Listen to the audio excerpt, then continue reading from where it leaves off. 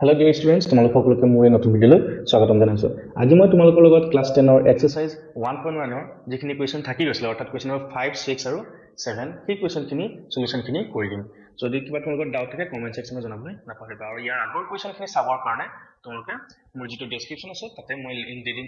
আগৰ ভিডিঅটোৰ সেইটো চাব পাৰিবা। ঠিক আছে? সো ডিয়াৰ ষ্টুডেন্টস আহা আজি ভিডিঅটো আৰম্ভ কৰো। প্ৰথম কোৱেশ্চনটো লৈছো Use Euclid's division lemma to show that the cube of any positive integer is of the form 9m or 9m plus 1 or 9m plus 8. ঠিক আছে যিকোনো যোগাত্মক অখণ্ড সংখ্যাৰ ঘনক মানে কিউব কৰিলে আমি কি হ'ব 9m বা 9m plus 1 বা 9m plus 8 আৰ্কেট থাকিব। ঠিক আছে হেতু আমি দেখাব লাগিব। তাৰ কাৰণে আমি কি কৰিম ধৰি লম সলিউশনটো কি হ'ব let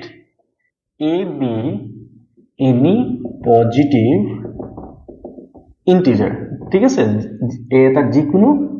যোগাত্মক অখণ্ড সংখ্যা আমি ধৰি লৈছো and b to কি লম b equals to 3 লম। সেইটো কি লম কাৰণ 3 যদি আমি কিউব কৰি দিও কিউব কৰিলে আমি 27 পাম আৰু 27 ক যদি আমি 9 এটা কমন ল'ব বিচাৰো পাৰিম নিশ্চয়। ঠিক আছে সো আমি এনে কি কৰিম therefore I Euclid's division lemma ইউক্লিডৰ বিভাজন প্ৰমেয়িকা মতে কি পাম a equals to bq plus r b জায়গাত আমি পাই গলো 3 হয়নে so 3q plus r r টো কোৰ পৰা কলৈ যাব 0 less than equals to or less than 3 ঠিক আছে 3 কে কম হ'ব 0 পৰা মানে কিমান 2 লৈকে যাব হয়নে আমি লিখিলাম r equals to 0 হ'ব 1 হ'ব আৰু 2 হ'ব 3 কে সৰু হৈ গল এটা কি কৰিম r ৰ ভ্যালু খিনি ইয়াত পাতি দিম ঠিক আছে কি হ'ব সো a equal কি হ'ব পাৰে 3q আছে তাৰ যদি আমি 0 প্লাস কৰো একো না থাকিব মানে 3q হ'ব আকৌ নেক্সট কন্ডিশন হ'ব পাৰে 3q plus 1 যদি কৰি দিও equals to 3q plus 1 হ'ব আকৌ যদি 2 পাতি দিও কি হ'ব equals to 3q plus 2 আমি তিনটা কেস পালো নহয় জানো এটা কি কৰিম এই তিনটা কেসকে আমি কিউব কৰি চাম আমাক কৈছে যে কিউব কৰিব লাগে হয় না আমি কিউব কৰি চাম কেনে কৰিম কেস 1 টোত আমি কি কৰিম if a equals to 3q এটা 3q টো আমি প্ৰথম লৈ লৈছো ঠিক আছে ইয়াক যদি both side কিউব কৰিলে কি হ'ব a cube equals to 3q whole cube so 3 টোক আমি কিউব কৰিলে কিমান হ'ব 27 হ'ব ঠিক আছে আৰু q টো কৰিলে কিউব হ'ব ইয়াৰ পৰা আমি 9 টো যদি কমন ললো 9 3 * 27 হৈ যাব এটো কিউব বুজি পাইছা 9 3 * 27 কিউব হল এটা এই 3q কিউব টো যদি আমি m বুলি লিখি দিব পাৰো where যত কি হ'ব m equals to 3 কিউব এটো জায়গা পাতি দিও বুজি পালা নিশ্চয় যেটো আমি মুঠতে আমি এনি হাউ 9 টো উলিয়াব লাগে ঠিক আছে সেইকাৰণে আমি এনেকৈ কৰিলো নেক্সট কেস টো আমি কি হ'ব কেস 2 ইয়াত কি হল a টো পাতিম if a equals to 3q plus 1 ঠিক আছে ইয়াকো both side আমি cube কৰিলাম a cube equals to 3q plus 1 whole cube মানে এটো কোনটো ফৰ্মত আছে a plus b whole cube কি আছে বাৰু এটো a cube plus 3a square b plus 3ab square plus b cube হয় না সো হেতু কৰিম আমি 3q whole cube plus 3 into 3q square into 1 right plus 3 into 3q into 1 square plus 1 cube ঠিক আছে so 3 cube কৰিলে আমাৰ 27 এটো cube হৈ গল plus 3 square কৰিলে 9 হৈ যাব 9 3 is 27 q square plus 3 is 9 q plus 1 ঠিক আছে এই তিনিটা টাৰ্মৰ পৰা আমি 9 টো কমন ল'ব পাৰিম আমি চেক কৰিব লাগিব 27 আছে 27 9 আছে যাব নিশ্চয় যাব আমি উলিয়াই আনিব পাৰিম 9 ইয়াত থাকিব 3 q plus 3 q square plus 2 only q থাকিব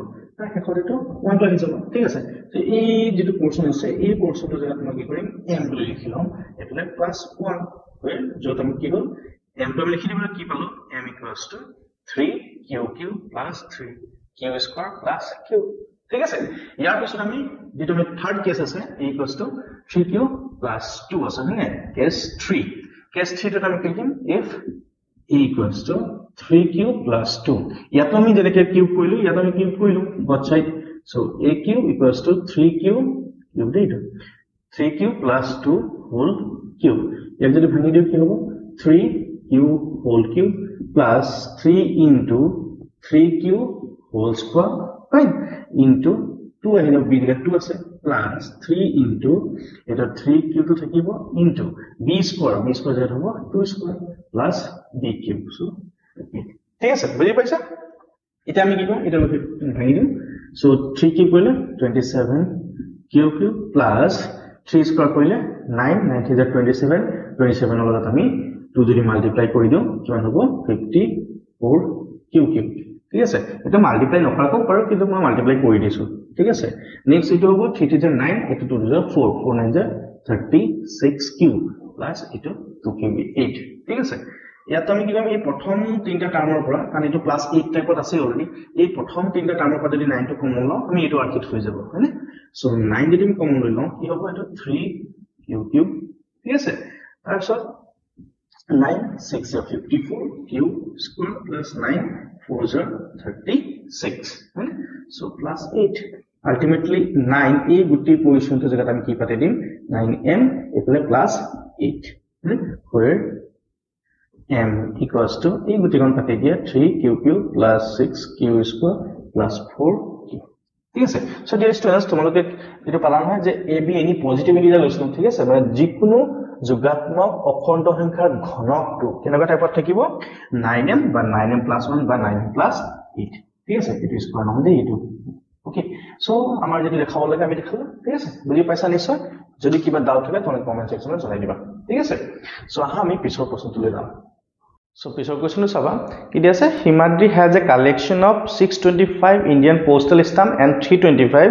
international postal stamp ঠিক আছে 625 টা ইন্ডিয়ান postal stamp আছে আৰু কিমানটা আছে international 325 টা আছে ঠিক আছে she wants to display them in identical groups of Indian and international stamp with no stamp left out মানে একেলগে আমি আইডেন্টিক্যাল গ্ৰুপ যিমানটা যদি আমাৰ ইন্ডিয়ানৰ যিমানটা গ্ৰুপ থাকিব আমাৰ ইন্টাৰনেশনালৰ যিমানটা গ্ৰুপ থাকিব আমি তেনেকৈ সজাই দিব আৰু কোনো ধৰণৰ স্টাম্প থাকি যাব না লাগিব what is the greatest number of groups can Himadri can display the stamp মানে আলটিমেটলি আমি এই দুইটা কোৱেশ্চনটো একো টান নহয় জাস্ট 625 আৰু 325 ৰ যেটো HCF হেতু উলিয়াই দিলে হৈ যাব ঠিক আছে সো আমি জানো যে here 625 is greater than 325 ঠিক আছে ডাঙৰ হয় তেটো আমি এইটো আমি কি বুলি লম a লম আৰু b বুলি লম ঠিক আছে সো ইউজিং ইউক্লিডছ ডিভিজন লেমা ইউক্লিডৰ বিভাজন যেটো প্ৰমেয়িকা আছে হেতু যদি ব্যৱহাৰ কৰো কি হ'ব এটো কি আছে a = bq + r আছে মানে সো ইয়াত কি কৰিম 625 = 325 into আমি তো পাৰ্ট আমি কৰি চাব লাগিব সো একে ডিভিজনটো কৰি চাও কি হ'ব 625 ক যদি আমি 325 এ ডিভাইড কৰি টু টাইমস না যায় আমাৰ ওয়ান টাইমে যাব হয় না 1 হলে 325 এটো 0 0 এটো 3 হল হয় না তো কি হ'ব ইনটু 1 থাকি যাব 300 ঠিক আছে এটো সবেই জানা ডিভিজন কেনেকৈ কৰিব লাগে এতিয়া আমাৰ সবাই ৰিমাইন্ডাৰটো যেহেতু আমাৰ 0 নহল আমি কি কৰিম আকৌ এই প্ৰসেসটো কৰি গৈ থাকিম ঠিক আছে হেতু হৈ গল ইউক্লিডৰ বিভাজন কলম বিধি বা ইউক্লিডছ ডিভিজন এলগৰিথম ঠিক আছে এটো হৈ যাব 325 ইকুয়াল a টু ইয়ালৈ লৈ আনিম 300 ঠিক আছে সো ইয়াৰ লগত কি পূৰণ কৰিম এই 300 ৰে 325 ক যদি আমি ডিভাইড কৰিম ওয়ান টাইম হ'ব এটো 300 হ'ব থাকি যাব কিমান 25 হয় নে সো এটো হৈ যাব 1 + 25 এটা কি হল এটো আমাৰ ৰিমাইন্ডাৰ 0 নহল তেতিয়া কি কৰিম এই 300 টো ইয়ালৈ লৈ আনিম ইকুয়ালস টু a2 ইয়ালৈ লৈ আনিম ঠিক আছে সো এটা 25 ৰে আমি 300 ক ডিভাইড কৰিম 25 ৰে 300 ক ডিভাইড কৰিম তো 25 কৰিলে 1 দিলে 25 হ'ব 5 থাকি যাব 0 2 টাইমস দিলে 50 ইকুয়ালস টু 0 ultimately কিমান হল 12 25 into 12 plus 0 ultimately remainder to এতিয়া আমি 0 পাই গলো সো এই যেটো b ইয়াত থাকিলে হেতু হৈ গল আমাৰ HCF হয়নে HCF of 625 and 325 is equals to 25 so আমাৰ কোৱেশ্চন কৈছিলে the greatest number of groups Himadri can display so আমি HCF to 25 পালো so আমাৰ কি হ'ব hence the greatest number of কি দিছিলে number of groups বুলি দিছিলে হয় না so number of groups কিমান হ'ব 25 is 25 So I hope তোমালোকে বুজি পাইছা যদি ডাউটছ কমেন্ট সেকশনত দিবলৈ নাপাহৰিবা so dear students আহা আমি ইয়াৰ পিছৰ কোৱেশ্চন জলে কৰো এটো আমি আজি এক্সাৰসাইজটো শেষ হ'ব ইয়াৰ পিছৰ যিখিনি কনসেপ্ট থাকিব হেতু নেক্সট ভিডিও তোমালোকক দিবলৈ ট্ৰাই কৰিম ঠিক আছে আৰু তোমালোকে যদি ইন্ডিভিজুৱেলি এটা কোৱেশ্চন চাব বিচাৰা তেতিয়ালে মই টাইম স্ট্যাম্প দি দিম তোমালোকে চেপ্টাৰ ওয়াইজ তোমালোকে ধুনীয়াকৈ চাব পাৰিবা ঠিক আছে so আমি পিছৰ কোৱেশ্চন চাওঁ Two ropes are of length 64 cm and 80 cm. দুটা ৰছী দিয়া আছে কিমান 64 cm দিয়া আছে আৰু 80 cm বুলি দিয়া আছে. Both are to be cut into pieces of equal length. Same equal length কাটিব লাগিব. 64 আমি ধৰিলা 4 cm কাটিব 2 cm কাটিব পাৰো ঠিক আছে. So equal length যদি 64 যিমান cm কাটিম 80 খিনিও কিমান cm আমি কাটিব লাগিব. What should be the maximum length of the pieces? So ultimately ইয়াতো আমি ACF to lele হৈ যাব so ইয়াত কি হ'ব 64 আৰু 80 আছে so আমাৰ ডাঙৰ কোনটো আছে here 80 is greater than 64 ঠিক আছে so using Euclid's division lemma ইউক্লিডৰ বিভাজন প্ৰমেয়িকা ব্যৱহাৰ কৰি পাওঁ কি হ'ব 80 equals to 64 into it divide কৰি চাওঁ 80 যদি আমি 64 এ ডিভাইড কৰো 1 টাইম যাব 64 at 6 থাকি যাব ইয়াত 1 হয়নে সো 64 into 1 plus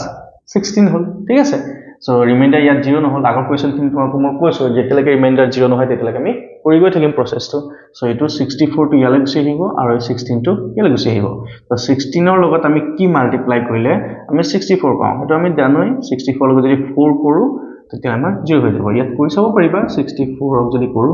4 টাইমছ হলে 6 4 are 24 2 4 6 ultimately 0 হৈ যাব হয়নে সো ইয়াত 0 যেতিয়া হৈ গল সো a2 হৈ গল আমাৰ HCF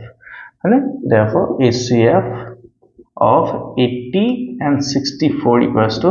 16 হয়নে hence আমি কি লিখিম the maximum length আমাৰ কৈছিলে maximum length to লিখিছো হয়নে maximum length